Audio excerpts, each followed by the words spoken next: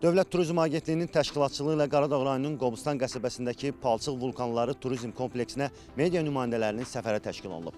Səfərdə turizm komplekslərində turistlər üçün yaradılan yeni imkanlardan və 2025-ci ilin 9 ayı ərzində həmin kompleksləri ziyarət edən turistlərin statistikası barədə məlumat verilib.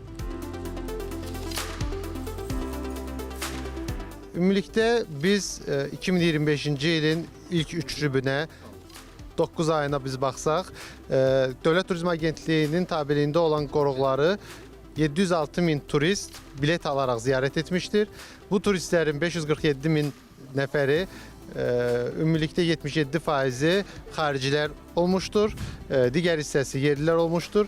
Biz keçən illə müqayisə etsək, 2024-cü ilin ilk 9 ayına müqayisə etdikdə turistlərin ümumi sayında 25%-lik bir artımın şahidi oluruq və xarici turistlərin sayında təqribən 10%-lik artımın şahidi oluruq.